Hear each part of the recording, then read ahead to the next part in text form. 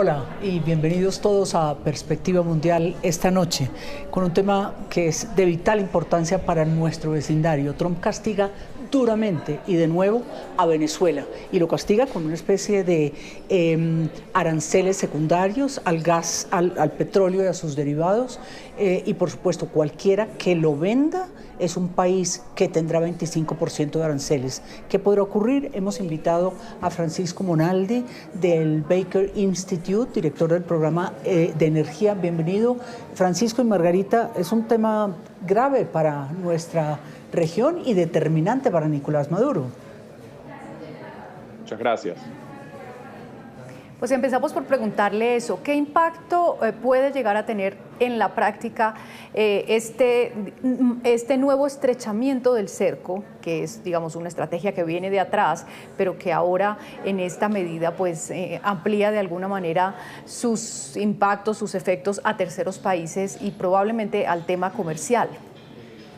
Así es, el petróleo venezolano en este momento se está exportando la mitad hacia países que Estados Unidos ha autorizado, como el propio Estados Unidos, Europa e India, pero la otra mitad o un poco más de la mitad al mercado negro en China. Con esto, Estados Unidos básicamente está amenazando en particular a los chinos y a Malasia, que es el país que ayuda a China en este proceso, a que si siguen comprando crudo venezolano les van a imponer aranceles del 25% a todas las exportaciones chinas a los Estados Unidos, lo que sería un impacto muy significativo. El derecho a decidir cuándo se va a aplicar eso es del secretario de Estado, Marco Rubio, así que veremos si se llega a aplicar esta medida, pero es una medida significativamente más fuerte que las que se han aplicado en el pasado.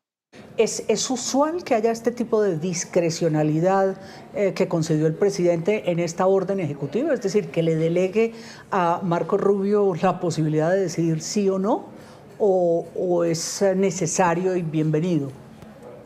Es una novedad tanto el instrumento, porque antes las sanciones secundarias eran a empresas específicas que estaban comprando, por ejemplo, crudo venezolano. Esta es la primera vez que se le aplica a un país completo, ¿no? Pero en el pasado siempre fue la Oficina del Tesoro de los Estados Unidos la que tomaba las decisiones específicas sobre sanciones o licencias. Esto es una novedad también en cuanto a que es el secretario de Estado y el Departamento de Estado quienes deciden si se aplica esta medida o no, y la medida es por un año. Lo que hemos venido observando con el tema de los anuncios de Trump en materia arancelaria es que a la final terminan aplazándose, terminan modificándose o simplemente no aplicándose. Hay, digamos, como cierta estrategia de negociación en los anuncios de los aranceles que a la final... El propio caso de Chevron, ¿no? Que le dio 60 días más, hasta mayo. Es decir, la pregunta es, ¿llegará a aplicarse efectivamente o estamos viendo simplemente una estrategia de persuasión y de endurecimiento hacia el régimen de Maduro? Sí, esa es una buena pregunta que nos hacemos todos, y como se comentaba, por ejemplo, le quitaron la licencia a Chevron, pero después le han dado 60 días de prórroga. O sea que hay dos interpretaciones, ¿no? Evidentemente, una es que esto es, digamos, generando condiciones para tener una posición de negociación mucho más fuerte de parte de Estados Unidos con el régimen de Maduro, y la otra es que sí van a imponer todas estas medidas y van a poner una presión tremenda sobre Venezuela, con objetivos que todavía no están claros exactamente cuáles serían las demandas del gobierno de Estados Unidos, pero aparentemente esas dos visiones están encontradas dentro de la administración Trump. Hay una visión mucho más pragmática que usa esto para negociar, que es ejemplificada por el señor Grenell, y una mucho más, digamos, de halcón tradicional como la de Marco Rubio, el secretario de Estado. Me da la impresión que tal vez cogió por sorpresa a Nicolás Maduro. Él creyó que con la permisividad hacia los aviones, con los deportados, lo lograba, y está en un momento crítico su economía, con la crisis energética precisamente que usted debe conocer muy bien, y por supuesto con este endurecimiento hacia China, sobre todo, que es como usted mismo decía, pues su gran exportador, así sea a través de intermedios de este petróleo.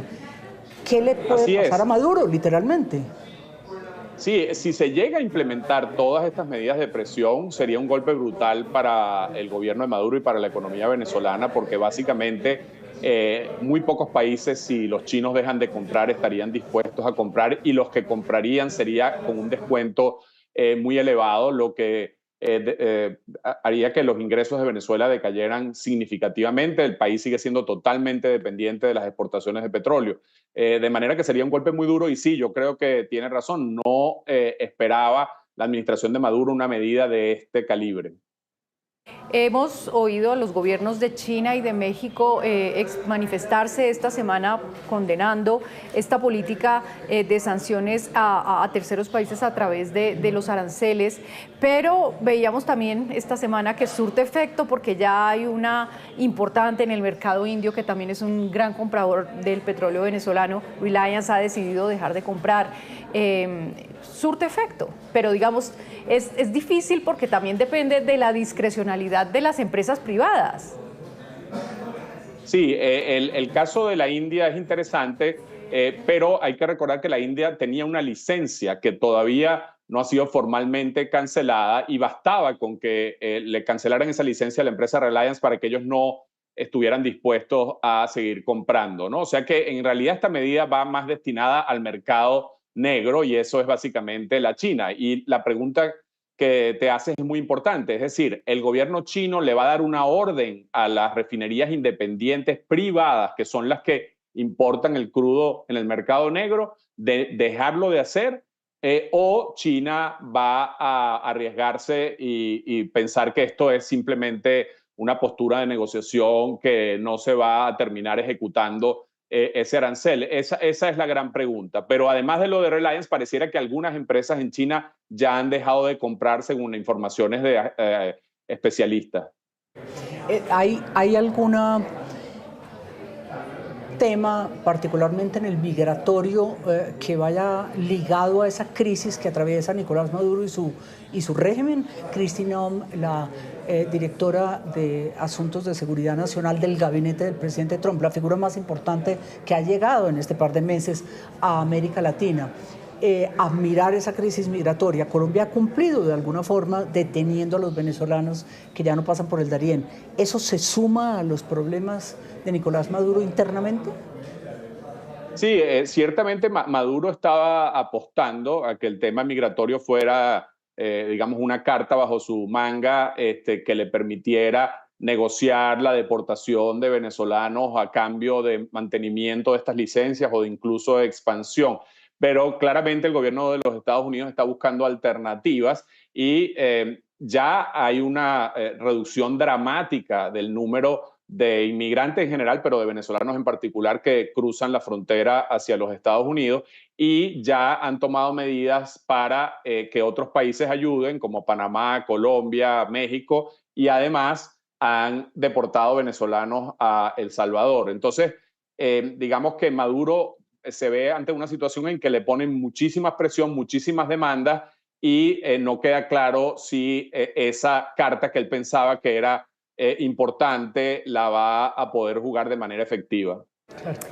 ¿Cuál es la realidad en este momento de la producción petrolera venezolana? Hemos visto en los últimos años lo que fue el deterioro progresivo de PDVSA, de la estatal, pero estábamos viendo unas cifras de alguna manera de mejoría. De hecho, en febrero se estaba indicando que la producción había llegado a sus máximos en 5 años, y justo viene ahora este nuevo tropiezo.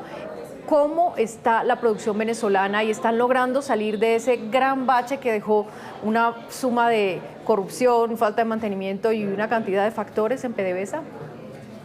Sí, la recuperación de la industria petrolera venezolana es fundamentalmente en un 80% producto de la licencia que la administración Biden le otorgó a la empresa Chevron, que hoy en día produce 1 de cada 4 barriles, el 25% de la producción venezolana. Los europeos, que también tienen licencias, Repsol y otra empresa francesa pequeña, producen otro 5%, después el 20% son los rusos y los chinos, y el resto lo opera PDVSA. Pero el único lugar donde hay realmente un aumento sustantivo es en Chevron. Por eso es que es tan importante lo que termine de pasar o no con esta licencia que tiene Chevron, porque es el único actor que realmente está invirtiendo en Venezuela, y lo está haciendo porque tiene un acuerdo con el gobierno venezolano para repagar con los flujos que está generando la deuda gigantesca que PDVSA tenía con Chevron. Y el tema de Chevron tiene que ver con el Congreso de los Estados Unidos, ese lobby histórico que han tenido las petroleras para que le extiendan 60 días más su licencia, si es que no cambian las cosas, como decía Margarita y usted mismo. Sí, la verdad que el periodo que le dieron a Chevron para retirarse de Venezuela de solo 30 días es bastante menor que lo que típicamente se le da a las empresas, en este caso que es 90 días. O sea que en realidad la extensión se parece más a lo que tradicionalmente ocurre. Claramente el secretario Rubio, que fue el que implementó la medida, quería una rápida retiro de Chevron de Venezuela. Y ahora, bueno, hay dos lecturas, ¿no? Si esta posposición abre un espacio para negociar o si simplemente es algo que desde el punto de vista, digamos, técnico, el Tesoro accedió a que Chevron tuviera un poquito más de tiempo. Pero sigue siendo una pregunta muy relevante porque en este momento Chevron sigue operando en Venezuela y no queda claro si se van a ir en 60 días o no. ¿Y usted qué cree? ¿Que Chevron le va a apostar a quedarse en medio de todas estas dificultades o que esto es simplemente operativo? Pues para Chevron sería importante quedarse para terminar de cobrar su deuda. Ellos, claro, por supuesto, están haciendo lobby para eso. Como decía la canciller, el tema del Congreso de Estados Unidos es también importante porque allí hay un debate, hay un apoyo, yo diría, de los dos partidos políticos para presionar a Nicolás Maduro para volver a la democracia en Venezuela, pero también obviamente hay un lobby de las empresas petroleras. Hablando de la democracia venezolana, ¿esto se daría esta fecha a portas o un día antes o después de las elecciones de asamblea, que están 25 de mayo en Venezuela? ¿Eso será factible o está el gobierno de Estados Unidos también tratando de que esas elecciones de asamblea no se den porque serían ilegítimas a todas luces, como la propia María Corina Machado ha dicho? Sí, no queda claro si eso es de los temas que están en la mesa de negociación y si Estados Unidos está presionando específicamente para este tema o si las negociaciones son más del tipo que el señor Grenell estaba teniendo, que eran mucho más enfocadas solamente en temas de migración y temas de la licencia de Chevron. Pero sin duda que a medida que avance el gobierno de Maduro haciendo este tipo de elecciones ilegítimas y después quiere hacer una reforma constitucional, etcétera, sin negociar con la oposición, eso hará mucho más difícil que Estados Unidos negocie un acuerdo con Maduro. Y el otro tema que es bastante paradójico y ojalá usted nos pueda ayudar a entenderlo es: Estados Unidos es el otro gran comprador de petróleo de Venezuela. Entonces, ¿se va a autosancionar o cómo van a mantener esa provisión que también para Estados Unidos es necesaria? Bueno, basta con que se cancele la licencia de Chevron para que ya no se pueda exportar a los Estados Unidos. Bueno, quedarían Repsol y Morel & Prom, pero que pareciera que también van a ser canceladas. Lo que sería paradójico es si se llega a una negociación como la que ha planteado el señor Grenell, sería un caso inédito en que Estados Unidos impondría sanciones a todos los demás países que compren crudo venezolano, pero que Estados Unidos sí siguiera haciéndolo, ¿no? Obviamente lo que sería consistente es que Estados Unidos tampoco compre crudo venezolano, pero vamos a decir que hoy en día no sabemos cuál de las dos tesis, la del secretario Rubio o la del enviado Grenell, es la que va a imponerse como política definitiva de la administración Trump. De su experiencia en el Baker Institute, ¿cómo ve las relaciones Petro-Maduro, Petro-Maduro-Trump? ¿Qué se puede sacar de esa situación tan compleja? Bueno, yo creo que obviamente para Petro el caso de Venezuela es una papa caliente, es un vecino muy incómodo y más si se incrementa la presión de manera sustantiva sobre la administración de Maduro, sobre el gobierno de Maduro. El impacto de medidas tan fuertes como estas podrían llevar a mayores presiones migratorias hacia Colombia, o sea que o aplicar ese tema también a Colombia. De manera que hay muchas aristas a este tema, pero está claro que para la administración Trump el tema migratorio es un tema absolutamente prioritario y digamos que por allí estaría la capacidad de Colombia o no de tener una mejor relación con la administración Trump. Yo me pregunto si Colombia podrá reemplazar en algo las exportaciones de petróleo de Venezuela. ¿Eso es posible o somos muy chiquitos? Algo, pero no.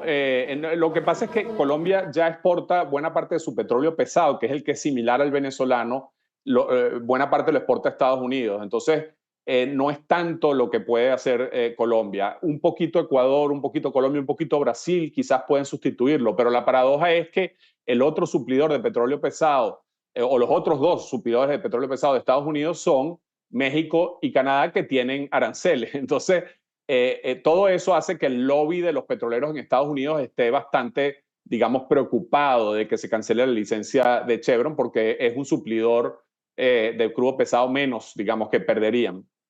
Y hablando de Colombia, había una intención expresada por el gobierno Petro de comprar gas a Venezuela, que al parecer parece que no prosperó esa idea, ese propósito, ese proyecto. Pero ¿cómo se afecta a Colombia con toda esta inestabilidad y presiones en el mercado petrolero venezolano?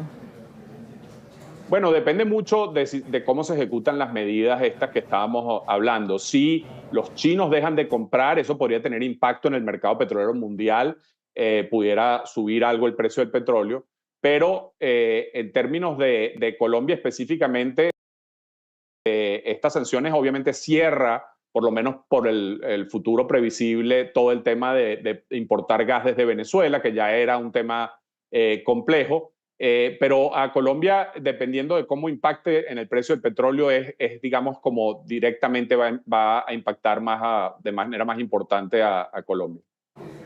Es paradójico también que sea, dijéramos, México el que va a reemplazar de alguna forma estas falencias que tiene América del Sur. Dijéramos, ve uno a Brasil un poco apagado en los temas de integración económica, por lo menos al presidente Lula. ¿Será que la Sheinbaum es capaz de tomar el toro por los cuernos y lograr con el presidente Trump un acuerdo con esa diplomacia que ella maneja?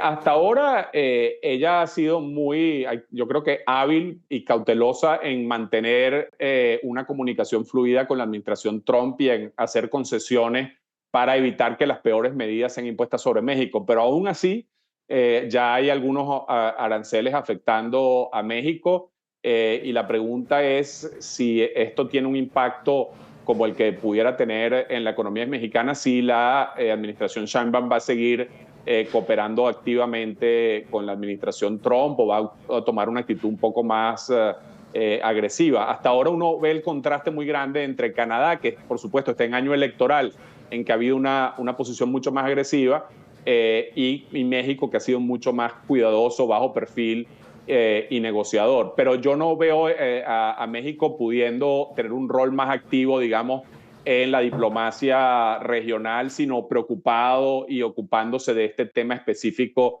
de los aranceles con Estados Unidos y la renegociación del Tratado de Libre Comercio. Y sobre los efectos para Venezuela, independientemente de si se aplican o no los aranceles, etcétera, lo que sí se va a ver o se está empezando a ver ya es una reducción del flujo de dólares y de dinero para el régimen de Nicolás Maduro. Y eso se va a traducir de nuevo en inestabilidad económica. Vienen otra vez tiempos turbulentos en términos de inflación. ¿Qué prevén ustedes?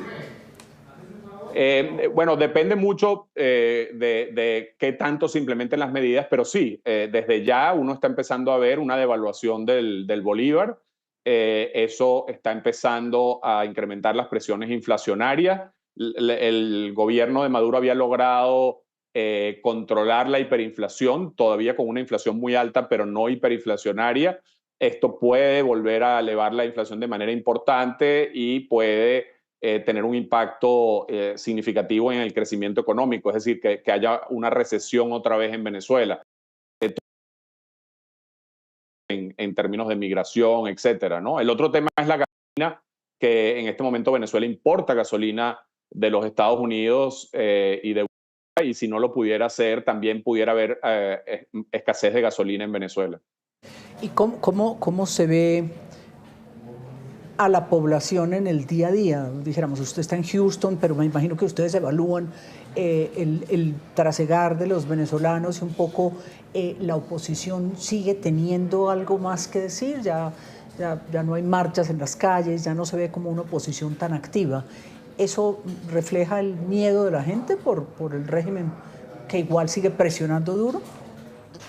Sí, bueno, efectivamente, después de las elecciones ha habido una represión muy, muy agresiva a varios niveles, tanto de meter presos a activistas, a personas comunes que estaban protestando y a perseguir mucho más agresivamente a los líderes de la oposición que quedan en el país, que siguen, digamos, siendo combativos con el régimen de Maduro. Y eso ha llevado a que se apague bastante, digamos, la disposición de la gente a protestar. Pero las encuestas que he visto recientemente siguen indicando que dos tercios de los venezolanos piensan que Maduro es un presidente ilegítimo y quisieran que hubiera medidas fuertes contra el gobierno de Maduro para que volvamos a la democracia, ¿no? Es una situación inusual en cuanto a que el régimen ha perdido completamente su apoyo, pero todavía se sostiene en base a